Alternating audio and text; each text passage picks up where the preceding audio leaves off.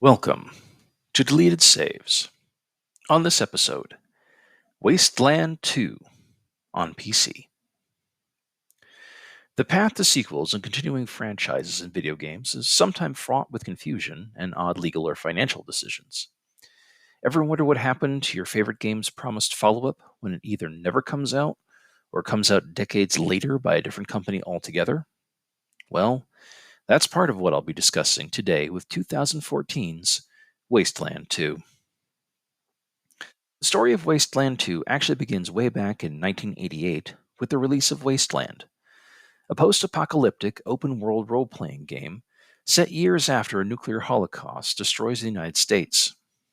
Dear listener, does this in any way sound familiar? It absolutely should if you've been listening to the show for a while. But don't worry, we'll get there. Wasteland was developed by Interplay and published by Electronic Arts. So names we know and, I guess, love in the industry. Or names we at least tolerate because we have to. That game was very successful for 1988, when then 11-year-old me had no knowledge of its existence and was still too busy with the worlds available on the faithful old NES. So EA decided to create a post-apocalyptic sequel in-house that had nothing to do with Interplay or their team, and force it onto the market as a sequel to Wasteland. As you can guess, this severely pissed off Interplay, which is something EA gets its jollies doing. And in retaliation, EA dropped the whole thing, and the Wasteland license fell into legal limbo. Temporarily defeated, but not out of it yet, Interplay would use this formula years later to return with Fallout, which used almost everything Wasteland used, except for a more comedic tone, in the loosest of air quotes, to the prior game's seriousness, and with lots of now dated pop culture references. That's right, Wasteland walked the irradiated deserts so that Fallout could run right into a horde of its own sequels of varying quality. So where does Wasteland 2 come in? Good question. As I've said with both Fallout 3 and Fallout New Vegas, as well as Baldur's Gate, Interplay eventually shit the bed and broke up, sending its former employees to BioWare, or the newly created Obsidian Entertainment. However, there was a third company created from this implosion called inXile Entertainment, and it would be the studio, and well as its founder, Brian Fargo, who would wrest the Wasteland license from EA. And why not? It's not like they were doing anything with it. And Fargo did know the property from decades earlier, as well as its successor Fallout. Fargo hinted in 2007, after the rights had been returned to him, that he was looking to revive the game that spawned Fallout. And in 2012, inXile announced that it was crowdfunding Wasteland 2 via Kickstarter, inspired by another developer's recent success on Kickstarter, Double Fine Productions. At the time, inXile was asking for a cool $1 million to get the game made, but they were unsure if that kind of money could be made, so they were hoping for $900,000 to start. And boy howdy, no one saw what was coming. That goal was hit within the first 43 hours of the campaign. And by the end of the month-long funding drive, Wasteland 2 had nearly $3 million to its credit to begin full production, making it one of the biggest Kickstarter success stories for games at the time. Better yet, Fargo was even able to call in some old favors and borrow a number of Obsidian developers to help work on the game. There's a lot going into this background of how we got the game, and as I said, it's a very winding path to get there. But let's dive in and see what Wasteland 2 is all about, shall we? Well, it's not really necessary to know the plot of the first game. Wasteland 2 does recap the events of how the world ended up in this sorry state. In 1988, nuclear war kicked off between the United States and Russia, after decades of Cold War tensions, due to a meteor storm impact that both sides thought was a missile strike. In that time, a division of the U.S. Army Corps of Engineers were working in the southwestern Arizona desert, building bridges between a newly constructed federal prison and a number of survivalist camps when the bombs started falling. So the Army sought shelter in the prison and threw out the inmates, then radioed the survivalists to join them. With the world ended, this ragtag group of survivors decided they would be the new law and order in town, and renamed themselves the Desert Rangers in honor of the Texas Rangers.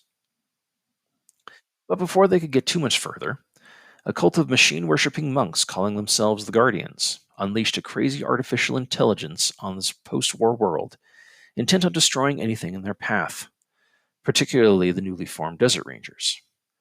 Through much bloodshed, the monks failed, and the Desert Rangers took over their citadel for their own after destroying the AI. So they believed, anyway. Now, 15 years later, the Desert Rangers are chugging along, keeping the peace in the lawless New West. That is where we come in, a newly created Ranger squad. You, the player, must create 4 brand new Rangers to fill out this group. And while you can create whatever kind of group you like, it is best to create a group that is pretty balanced. So someone who is good with people through persuasion and intimidation, a heavy weapons expert, a medic, and probably someone who is melee focused, because you may run out of bullets pretty quick.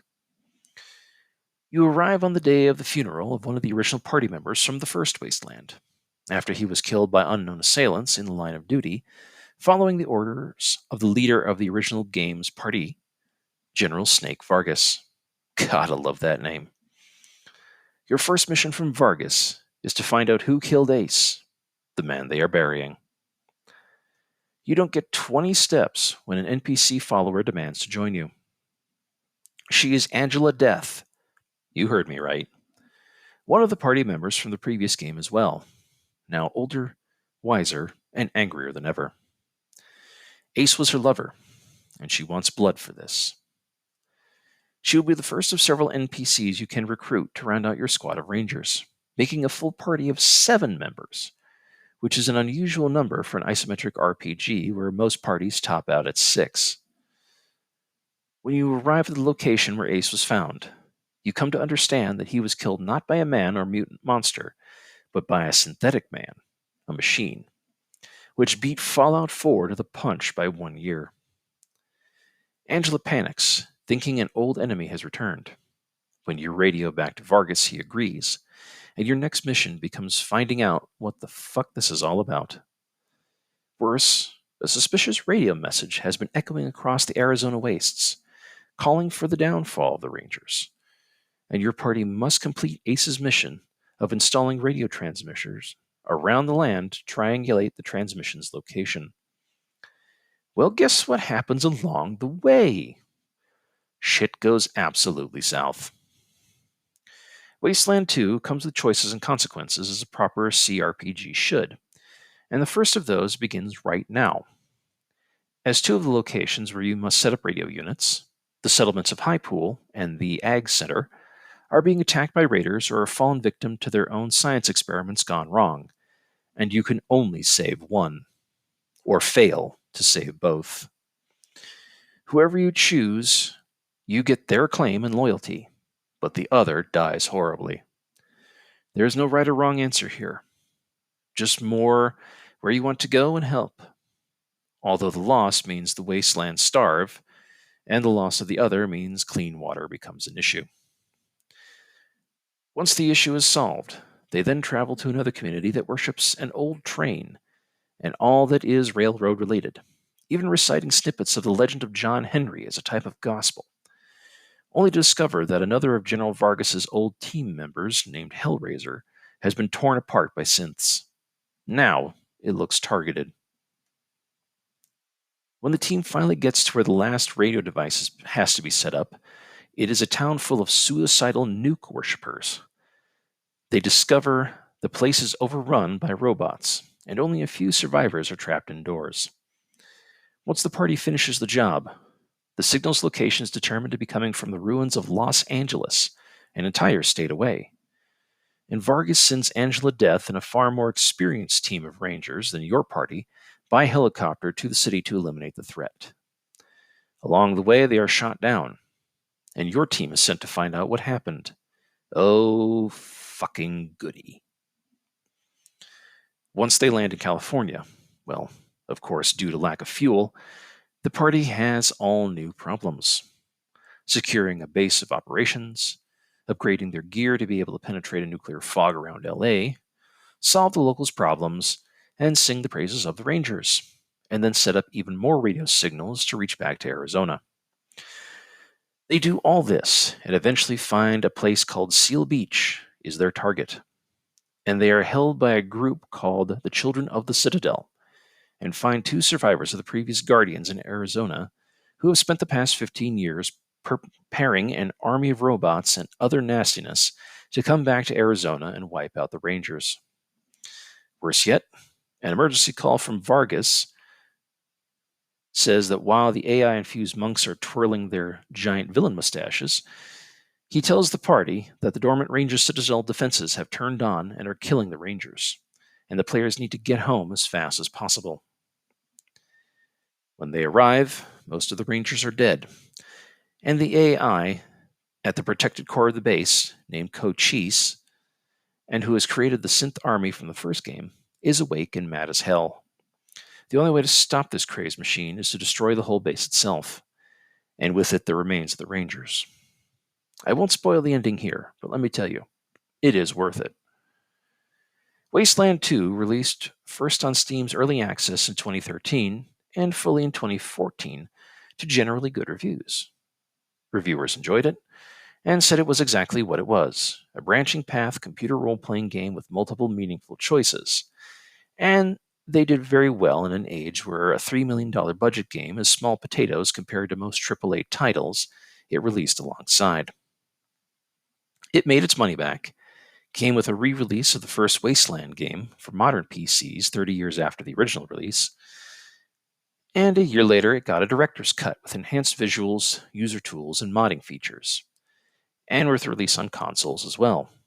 So it did very well, even getting a further sequel, Wasteland 3. There's really not much more to say here. It is a good role-playing game. But fuck, we needed this game. In the time between the release of Fallout New Vegas and Fallout 4, nearly 5 years had passed. And with how much people bitched and whined, and sorry, there's no covering that up, it was privileged snot rags cringing over something they weren't even born for when it debuted, or who are older than me and should have fucking known better, that the Fallout franchise was irreparably damaged by Bethesda.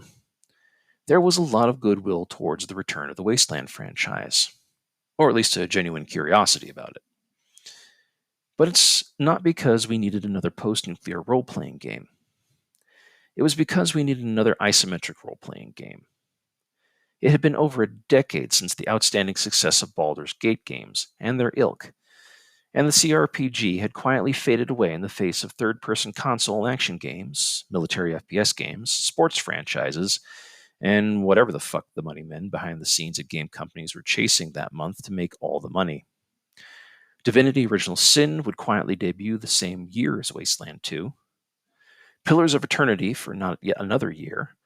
Pathfinder Kingmaker even further out, and all of them by smaller or niche studios. Well, niche or smaller at the time. Something needed to kick the industry in the ass, like the idea of survival horror, and remind developers and publishers people wanted other experiences beyond what they were peddling. Wasteland 2 was just leading the charge. I'll admit, I was genuinely curious about it.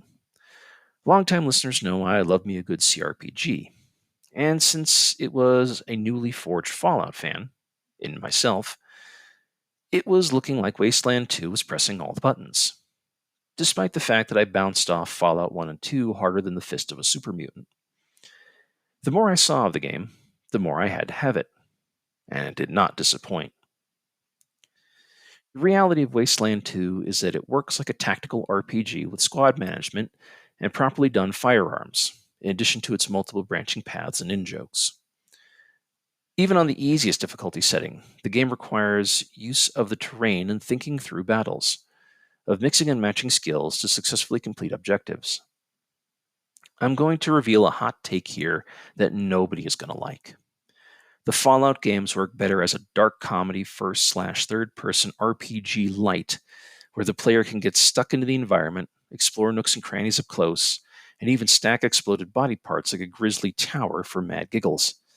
Wasteland 2, however, is the proper post-apocalyptic role-playing game, except no imitations. how a setting might actually play out if the world was nuked into oblivion. Few mutants, more grimy, starving survivors, maybe some crazy robots, and a lot of radiation. Sorry, not walking that opinion back. This game opened the floodgates for me as of a return to the isometric CRPG in the late 2010s and leading into the 2020s. And I was so glad to see them back and making not only friends and new followers, but money in defiance of the predatory predictions of the industry. CRPGs are back, and it took a nuke to bring them in. Wasteland 2 is just a really, really good game. It does look a bit primitive next to some other games I mentioned, but that would seem more due to money limitations than anything, and modern expectations of how a game should look. But I could give two shits about that. And considering people play modern games that look like they would be lucky to run on a toaster, let alone an Atari 2600, looks aren't everything. But gameplay is, and that is the strength here. Gameplay, writing, and story. If you have the chance, and anything I said piqued your interest, give Wasteland 2 a try. You won't be disappointed. Because, in the words of General Snake Vargas himself, the flame of civilization must not be snuffed out. Thank you for listening. Deleted Saves would like to thank Brad for being a patron of the show. If you would like to become a patron of the show, please go to patreon.com and check out Deleted Saves podcast. All donations go directly towards maintaining the show itself. Thank you.